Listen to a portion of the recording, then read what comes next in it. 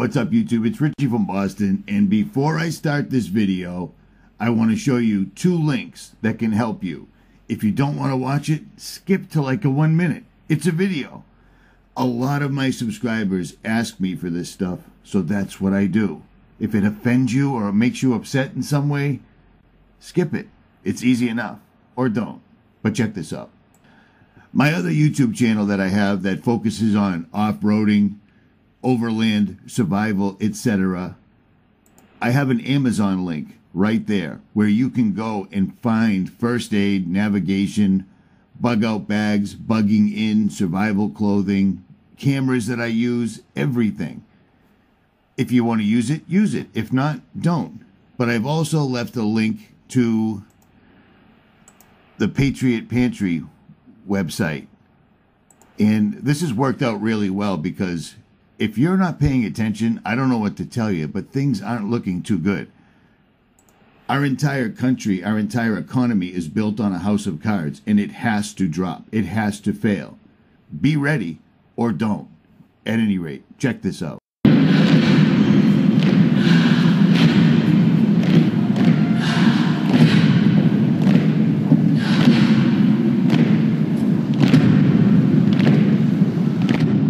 It's either these people are in a trance or they are acting as though they are in a trance. But this is just incredibly in-your-face satanic rituals meant to entice the fallen ones.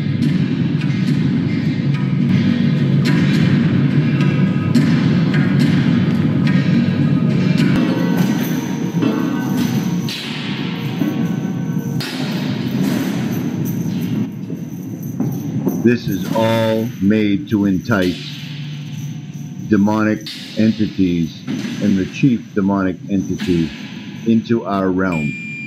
They are trying as hard as they can to tear the veil and allow Lucifer and his fallen ones into our physical realm. And they may have achieved it.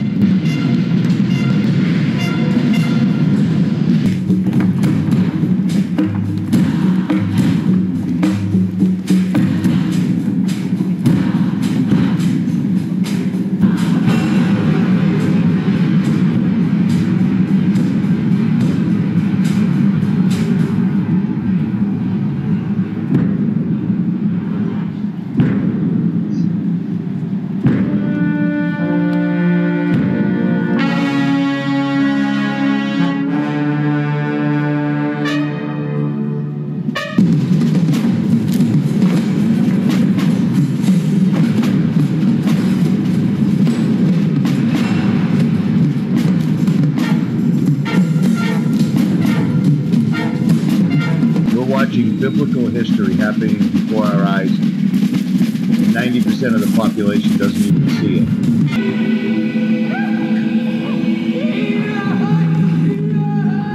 And there he is, in the flesh. Lucifer appears.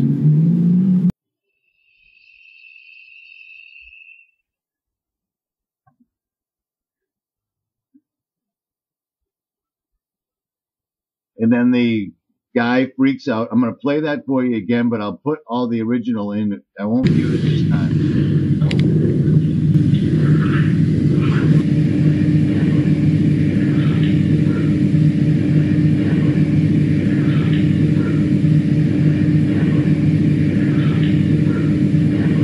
See all the movement over here?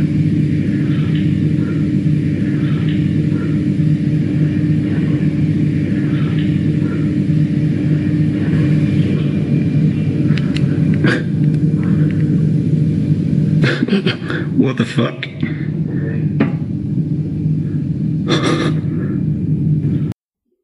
Spirit cooking has been brought to the forefront all of a sudden. It's come out of the dark into the light. It's been around forever. And the people that are in power in our government and around the world, as well as celebrities and all other people of means, have followed this for the longest time. This is nothing new. There is nothing new under the sun. In the end, all things will become known. And that's exactly what we're seeing happening right now. This woman, Marina Abramovic, is doing a ritual called spirit cooking. And if you look at the news, you look around, this is all over the place now. The alleged that the candidate running for president right now, the presidential selection for 2016, is involved with this, as well as Podesta and all other people. This has been around for a long time. This is nothing new at all. The one thing I want to point out in this video right here is the fact that she has what's known as a golem in the corner, and the ritual that she does with the said golem, as well as the fact that she's painting with breast milk, menstrual blood, sperm, feces, and urine, and she's also giving a detailed description of what to do to actually carry out this particular ritual, which is very extensive. They zoom in on it to give it the theatrical air of mystery, so to speak. But notice in the corner what appears to be a golem or a homunculus. What is that, you ask? I'll show you. Watch this. This video, Age of Deceit 2, made by Gon Shimura from Face Like the Sun, can explain it better than I, but this is nothing new. This all goes back to the works by Aleister Crowley, and again, all the rich and wealthy people that have followed his work over the years.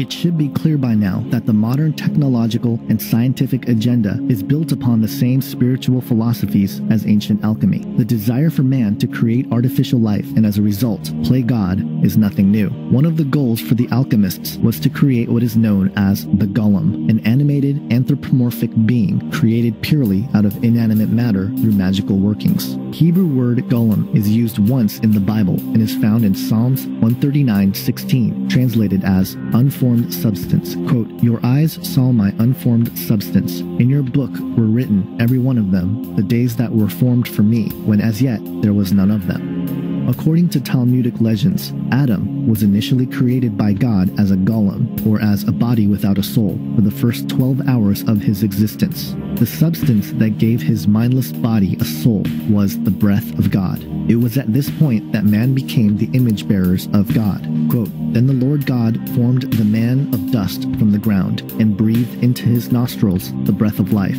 and the man became a living soul."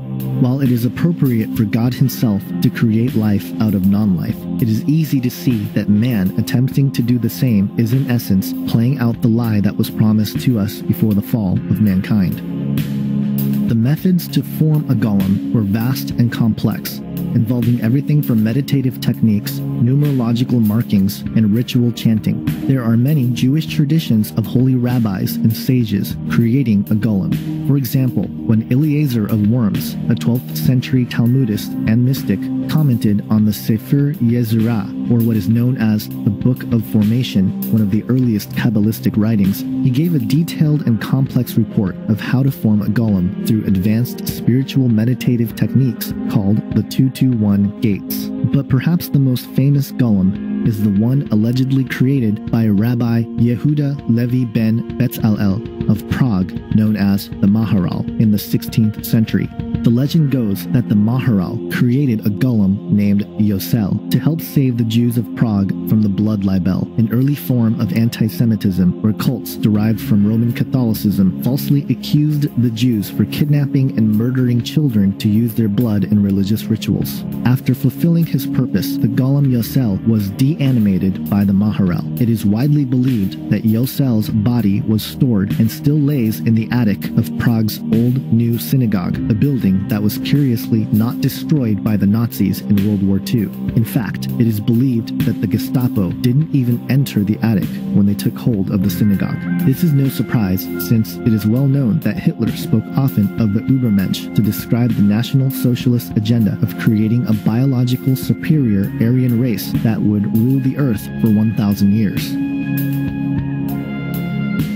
In alchemy, it was the 16th century alchemist and occultist named Paracelsus who described how to create the golem, referred to as the homunculus in alchemical terms. In the Hermetic and Alchemical writings of Paracelsus, he said, quote, "But neither must we by any means forget the generation of homunculi, for there is some truth in this thing, although for a long time it was held in a most occult manner and with secrecy, while there was no little doubt and question among some of the old philosophers whether it was possible to nature and art that a man should be begotten without the female body and the natural womb. In order to accomplish it, you must proceed thus. Let the semen of a man putrefy by itself in a sealed cucurbite with the highest putrefaction until it begins to live, move, and be agitated, which can easily be seen. If now, after this, it be every day nourished and fed cautiously and prudently with the arcanum of human blood and kept for 40 weeks in the perpetual and equal heat, it becomes, thenceforth, a true and living infant, having all the members of a child that is born from a woman, but much smaller. This we call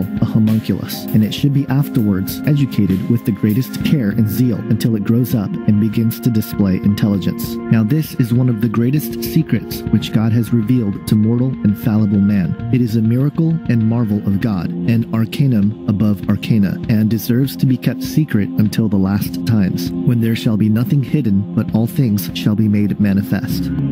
In more recent times, it was the pioneer rocket fuel scientist and occultist Jack Parsons and the founder of Scientology, L. Ron Hubbard, who performed magical ceremonies and rituals called Babylon working, carrying on the work done by occultist Aleister Crowley, who called himself the Great Beast 666. Parsons and Hubbard claimed to make contact with the spiritual realm to unleash an entity of a divine female named Babylon. But perhaps the most interesting part of all the rituals performed by Parsons and Hubbard was that of what is called the mannequin. The accounts of the mannequin begins with a huge steel container codenamed Jumbo that accompanied the first atomic bomb explosion on the Trinity site in New Mexico on July 16, 1945. The Brookings Institute released a short explanation of Jumbo in February of 2013, which stated, quote, "As preparations for the first nuclear weapons test, General Leslie Groves, the head of the Manhattan Project, began to worry about what would happen if the test was a failure. With a very limited supply of plutonium then available, a failure could scatter tens of millions of dollars of the precious element across the New Mexico desert. To avoid this problem, a massive steel vessel to contain the explosion was built at a cost of $142 million. Nicknamed Jumbo, the container weighed 214 tons, was 25 feet long, 12 feet wide, and had walls 14 inches thick.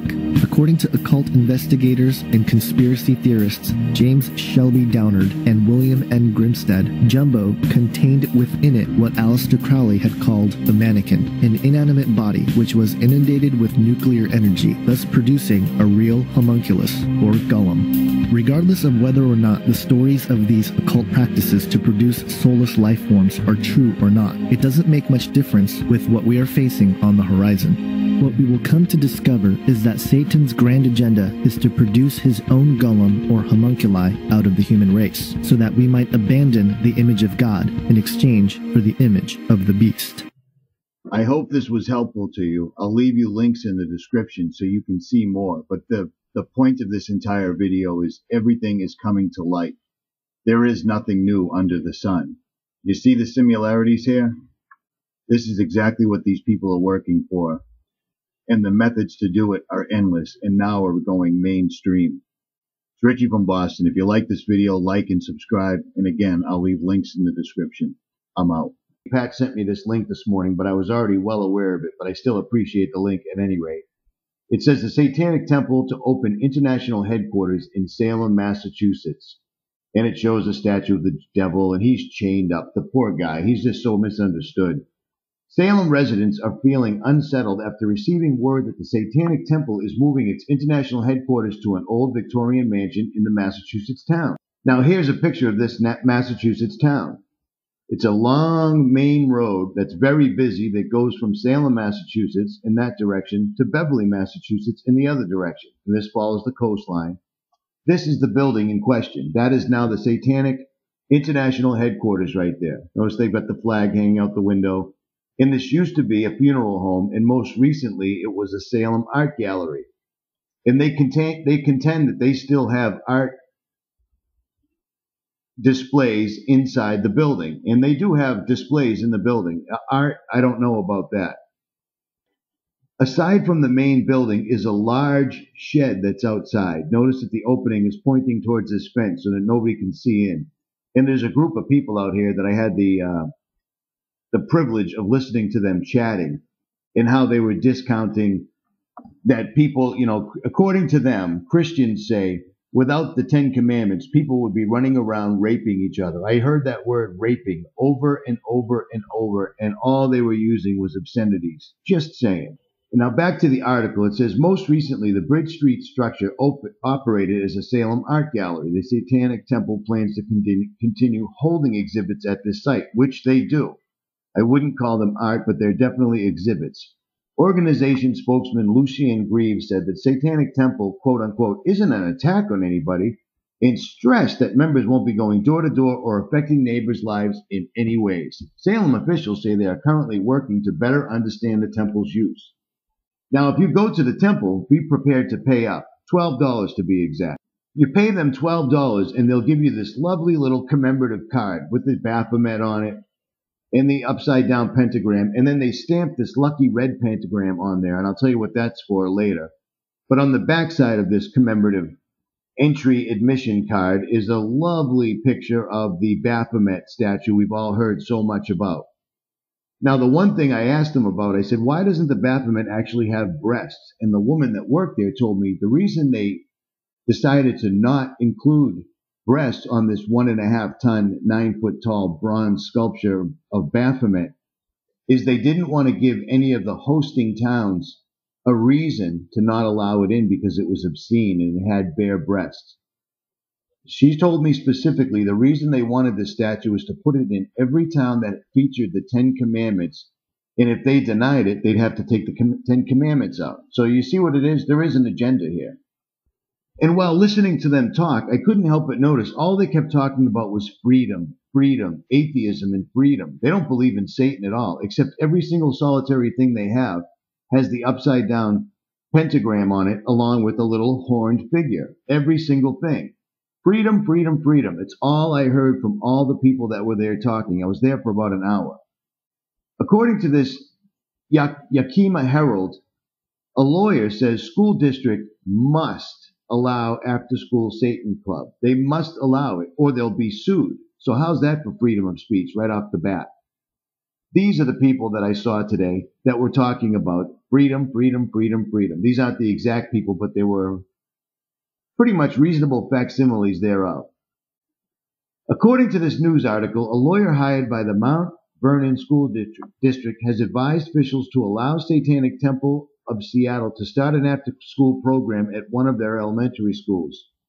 The Skagit Valley Herald reports attorney Duncan Forbes said that if the district were to deny the application, they would face costly litigation that would not end in their favor. So they're basically threatening all school districts with legal action that will cost them money they don't necessarily have if they don't allow these people the freedom. You see the ridiculousness here? Good is evil, evil is good. We're there. At any rate, let's take a look inside the gift shop. Let's see. Here you go. Try that one. Well, you're just getting one admission, sir? Yeah. Yeah, it's only $12. Yeah, no, I got you. I just wanted to okay, okay, I got what you're saying. You wanted a 10. There we go. All right. Please. I'm picking up what you're putting down. Sort of cool. Better. So it's Everything in only here is obviously $12 to get in, yeah? Yes. Now, are these items up here for sale, yeah? Yes, they are. I'm kidding. I'm not getting you, don't I worry. almost forgot what my address was. Well, you're close. I mean, I've been there for what? 3 weeks.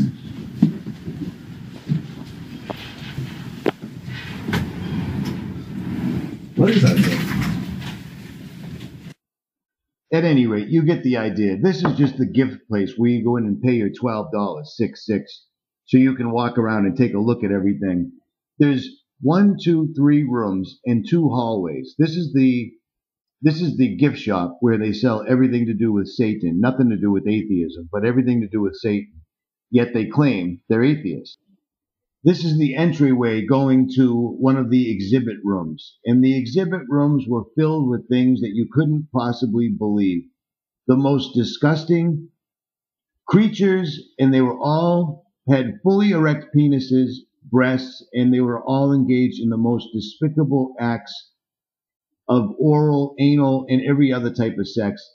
There were security guards, so I really couldn't videotape in there, and I wouldn't want to show it anyways because it's too despicable and I would get a bad rating on the video, no doubt. But videos of the Baphomet statue with the children celebrating their freedom and their non-belief in God, sitting on his lap, having all sorts of fun. You get the gist of it. And there's just one room that looks like a room of horrors, which is the one I couldn't actually videotape. I've got a couple of still pictures that I'll show you at the end. This was another room where they had the legal history of the Ten Commandments, more sketches and drawings of Baphomet all over the place. That's basically all it was, for the most part. The Ten Commandments, legal history, you know, because that's their battle, getting rid of those pesky Ten Commandments. Because nobody needs the Ten Commandments, you know what I mean? According to them. This is one of the pictures, and as you can see, it's a horrific monster with gold wings and a completely erect penis. Every statue in here was an amalgamation much like this. It was a feathered item with goats, hooves on it, an erect penis, breasts, and then gold wings on it. And the rest of them were too disgusting. I can't even show them here because they were all, there was about 6 total sculptures, and they were all engaged in one type or another of oral or anal sex. And there was also a mermaid with a fully erect penis and a goat's head hanging on a cross. And I'm not going to show them, I'm sorry, because it's disgusting. There was a statue for sale. Now remember, all this stuff is for sale of Tulu, like a lot of people are, things like this, basically. And they were all for sale if you were so inclined to buy them. They seem to range between $250 and $3,000. And then finally we come to the actual Baphomet statue himself. How tall do you figure that thing is? You're walking there? Yeah, you can sit on top. If you I don't want to sit on its lap, but I got you. If you want a picture next to it, I can take one for you. So that's easily over 6 feet tall, yeah? It's like 9 feet, a ton and a half. Of course it is. 9 feet. Yeah. Are they making you guys keep this in here, or is this just a personal preference? Best place to place it? Like, are they making you like hide it in the back in a little? Videos here. I'm sorry. So they keep this giant 9-foot tall statue of Baphomet in the back of the building in a large, what seems to be newly constructed storage shed of sorts, where it's held. And this is it. It's surrounded by candles. There's people out there that are very happy to talk about it. There was people out there having long, lengthy conversations about how stupid Christians are. And the word that kept popping up over and over again was rape, gang rape, freedom, gang rape, and freedom from religion, and how they don't believe in Satan at all. They're all atheists. So they simply don't believe in God. They just keep all these things around, well, you know, for the kids. At any rate, guys, I'm Richie from Boston. I went there. Here it is. I spared you a few of them because they were just absolutely disgusting. Think about what the Knights Templar were accused of doing, and that's what these statues were doing. It was absolutely disgusting, and it would be horrific for any child to see this, and it is not in any way considered art. It was simply hardcore pornography in statue form. Anyways, I am Richie from Boston, and I am out. I literally want every single person to like and share this video wherever they can, because this is the most important thing I've ever seen on the internet, and it backs up every single solitary quote-unquote conspiracy theory we've ever talked about. This is straight from the horse's mouth. If you've followed me over the years, you've seen the veritable cornucopia of videos I've put up about CERN. CERN. On and on and on and on it goes. I had Anthony Patch on with me for about 4 months. We did a couple of shows a week. If you were not aware of that, it's been going on for quite a while. It was going on for quite a while. Anthony went his way. I went my way. We don't agree about everything, but still, same arena is what it is. Now, everyone's seen these videos and these clips right here. Everybody has seen Geordie Rose, the finance guy behind the D-Wave quantum computer, explain that it's like an alien. It's like kneeling at the altar of an alien god. We've all heard them ad nauseum talking about pulling resources out of other dimensions and storing them in the qubit, which is the chip that runs the D-Wave quantum computer. Now take a look right here. You can't miss this, okay? You really can't miss this. The word demon is right there in the word D-Wave. There's no two ways about that. D-E-M-A-N. And of course, that's coincidental. It's the same thing. It's the same coincidence that puts the 666 in the CERN logo. But this video is going to be able to prove to anyone that you know exactly what these guys are doing with their own word. A lot of people think that Geordie Rose is the inventor of the D-Wave. Geordie Rose is the money man behind D-Wave. This guy, for the most part, is one of the brainchilds. You may have heard this word quantum computing. It's often, people have the misconception that it's some kind of newfangled supercomputer. It's decidedly not that. Quantum computers allow us to access hidden features of nature, new dimensions, and if we can access these sort of hidden dimensions at scale, we could have unimaginable computing power. Okay, so we've all heard that ad nauseum. These guys are not shy about it. They are straight up telling us they're pulling other dimensional beings and information from these beings, the all-seeing gods, whatever you want to call them, and they're bringing them back to our planet. How about that? Now, here's Geordie Rose in July talking in Vancouver, British Columbia, to a bunch of computer programming students, and he's trying to encourage them to come work for D-Wave. Now, Kindred, the first place you ever heard about Kindred on the internet was on this channel right here. I was talking about Kindred before anyone even knew what it was. Okay, if you guys remember, several months ago, I put out a video where the people at Kindred, which is the creator of the D-Wave, the finance guy behind the D-Wave quantum computer, Geordie Rose, he started a website, and I put it up. I'm going to say I was the first one to put it up. And when we put the video, when we put the website link up, there was nothing on it. It was, okay, so you see that. I put this up a long time ago, and now this plays. Now, real quick, let me show you somebody. These are drawings done by a writer called H.P. Lovecraft. H.P. Lovecraft is a very strange person whose both of his parents ended up committed.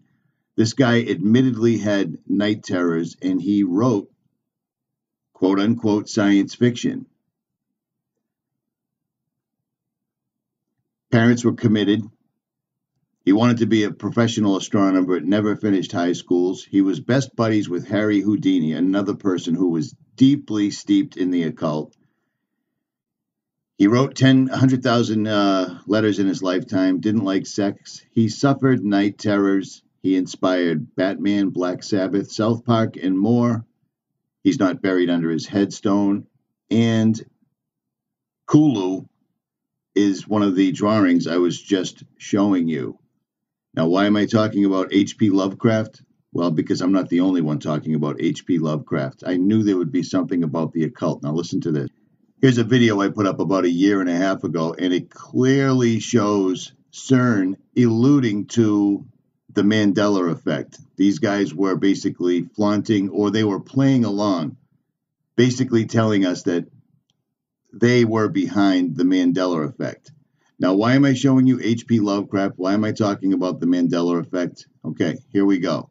Here's Geordie Rose in his own words explaining that what they're pulling through from other dimensions, it wouldn't be accurate to call them demons because demons doesn't quite sum it up. In this video right here, you're going to hear Geordie Rose in his own words explain that they have opened a literal tsunami and that mankind is not going to be ready for this. Here's Geordie in July talking about the Mandela effect, the quantum key to the pit, and the rumors that CERN and D-Wave are behind the Mandela effect. In his own words. Over the years there, I got sent pajamas, a whole bunch of stuff. You know, there's lots of interesting things that happen when you build something like a quantum computer. But just as an aside, because I thought it was funny, one of the interesting things that's happened from the D-Wave story is there's this gigantic conspiracy that's arisen on the internet that goes like this. So D-Wave builds quantum computers. The way that they work, if you know how this works, is one of the interpretations is that you tap into these parallel universes and they do computations. Sounds really weird, but... Notice that he tries to ridicule his own words. you know, it sounds really weird. They tap into other dimensions, but he's clearly showing Anthony Patch, and he just basically glosses over the whole thing. But this is going to get much, much more serious. Now, and I also am playing this at a faster speed to avoid a copyright strike. So there's that. What's happened is this idea has been hijacked to describe something called the Mandela effect, which is this thing where the past changes. So think about something you know to be true from the past. And then imagine you went out on the internet and you can't find it at all. It's not there. It doesn't match with your experience. So these people think that D-Wave is responsible, and CERN. And of course, the quantum key to the abyss factors into it somehow. I'm not exactly sure how. Okay, so that's just D-Wave. I did that for about 15 years. Now, before I made this video, I called and I texted Anthony Patch to get him to comment on this, and he hasn't gotten back to me, and he probably won't. So there's that, because, you know, why not? At any rate, this gets much worse. In this video, he's saying that he's basically done with D-Wave, and he's working with Kindred, and they're going to make AI robots that can do every single solitary thing a human can do, but better. Now, notice the symbolism on his shirt, because these guys are loaded with it, because everything that they're doing is on the occult level, which is why they surround themselves with symbolism at all time. They have to. It's part of the deal. You see what I'm saying? It's all coincidental, but these guys are constantly and always wearing the symbolism. But I digress. What you've heard about AI is not what we mean by AI. What we mean by AI is a software system that can do literally anything that a human can do. Literally anything. And obviously, computers are better at things than people in lots of different ways. So now imagine, not only can they do everything that a human can do, but they can do everything that the best human at any task could do better than them. So imagine there was the mental Olympics of the 100-meter dash, and Usain Bolt is the fastest person. Now imagine that's some kind of a mental thing, like writing a novel or writing whatever. Imagine now that the thing is so much faster than Usain Bolt, like, for example, it's a spaceship. Yeah. It's still doing the same thing, but it's doing it so much better because we're limited, because we're people. So what Kindred is trying to do is solve this problem. How do you build machines that are better than people at everything? Now, there's a mental block that we have here when we think about this. Because when you think about that, one of your questions might be, for example, what are the applications of this? So imagine this. Imagine for $10, let's say, I could build a machine, like a little robot that had fingers and eyes and all that, and it could do your job better than you, no matter what it is, and I could sell that to your employer for, say, $15 and make a profit, instead of having to pay you $100,000 a year. So right off the bat, this goes back to the video that TruthStream Media put out a year and a half or so ago called Obsolete, where they are literally going to replace humanity in no one will have any jobs whatsoever if these guys get their wish, because they're bringing through demonic entities. Now, does that sound like a conspiracy theory? Of course it does. But do you know where that comes from? The horse's mouth. Continue listening, and he is going to straight up say it. And you should be terrified, and you should be prompted to prepare yourself spiritually, because this is a spiritual battle. No two ways about it. I don't care what you think. There's a reason that this was put in the Bible. There's just no two ways about it. For we wrestle not against flesh and blood, but against the rulers, against the authorities, against the powers of this dark world, and against the spiritual forces of evil in the heavenly realms. Now stay tuned, because Jordy is going to straight say this. And he also says the same thing that I say all the time. This is going on in the background, whether you know it or not. He also alludes to the fact that everyone's worried about the healthcare plan and sports and television and the news and politics, while this continues to march on in the background. I've listened to this exact interview with Jordy, or this presentation with Jordy. I've listened to it at least 15 times since yesterday. Now imagine that was true for every single job.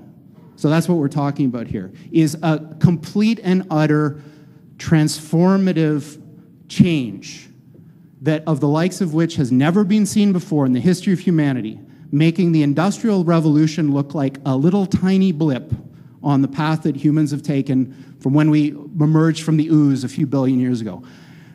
We are right on the verge of that transition now. So this guy, Rich Sutton, is one of the most famous people in the academic world of AI. Now listen. This guy is the guy behind the D-Wave quantum computer, the only quantum computer in the world that is accessing other dimensions, according to what they are telling us. He is telling us that we are on the verge right now. So pay attention, because what he is going to say should shape your entire future. And like many, when asked, when will this happen, he says things like this. 25% chance within 13 years of this thing that I'm talking about. You know, when you think about what you read on the news, you know, CNN, BuzzFeed, whatever, they're all kind of the same nowadays. Think about how unimportant that thing is that you're reading if this is true. Yeah? So what does this have to do with aliens? So Sam Harris, who I quite admire, is a very interesting guy, was reciting this parable at a TED Talk that he was giving, and it goes something like this. So, say I'm the President of the United States. So I receive this message from the heavens. So my microwave dish, my SETI dish, finally captures something. And what it says is, in 50 years, or 13 years, we're coming to your planet.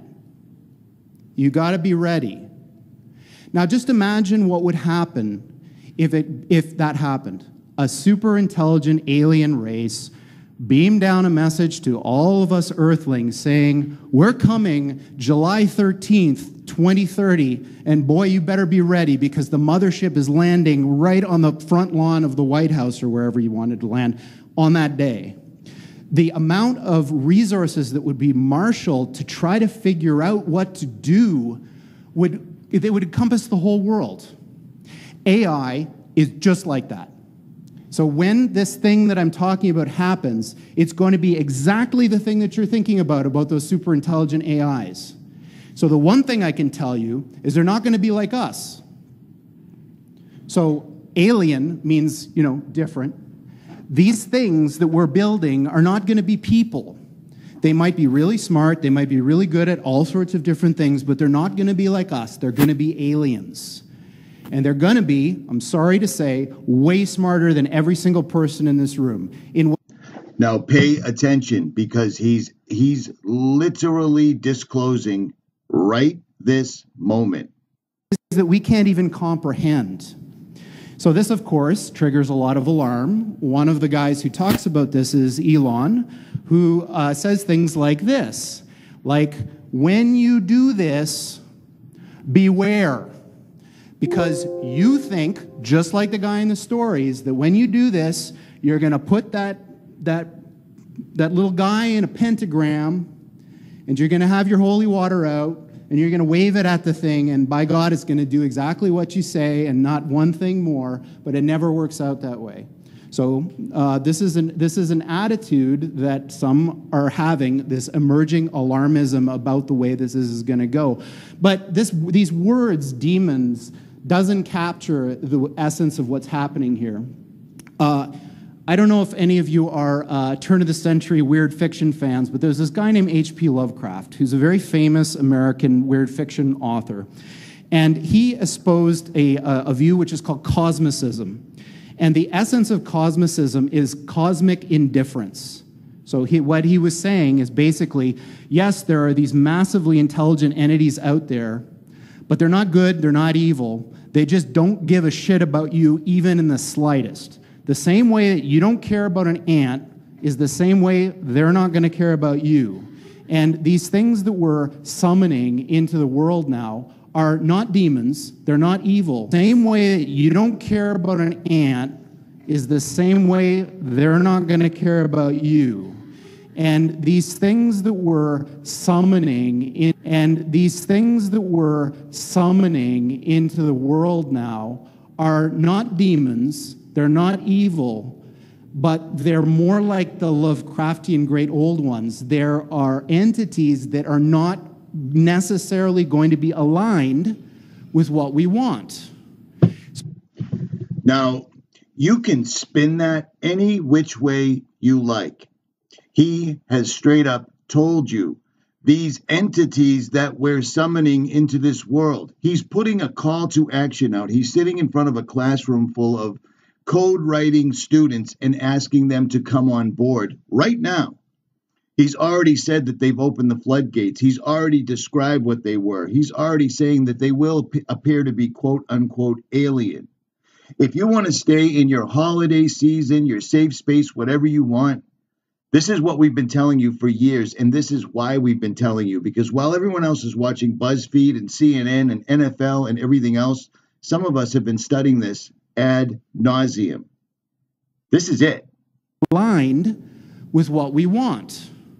So this transition is really, really massively important for our entire species to navigate. And going back to that thing that Sam Harris was saying, nobody is paying attention. This thing is happening in the background while people bicker about politics and what's going to be in the healthcare plan in the US. And underneath it all is this rising tsunami that, if we're not careful, is going to wipe us all out. How much clearer do you need it to be said? This is the guy that started D-Wave. This is the man that's given us a high-speed internet connection to other dimensional beings. He is saying it. Here it is. It couldn't be any clearer. I don't know what else to tell you. So, on that pleasant note, we're hiring people to try to make something like this happen. Of course, you know, this is a very difficult project, of course, and I'm kind of a little bit tongue-in-cheek about all this, like, you know, how bad things are, because it's not really like that. You know, technology is a double-edged sword. Even something like this, it's agnostic. It depends who wields it. If you want to have a say in how all this goes down, you can't sit on the sidelines. You want to have a say. Do you understand what I'm saying? They are absolutely addressing us straight up. It doesn't get any clearer than that. And he is completely said this.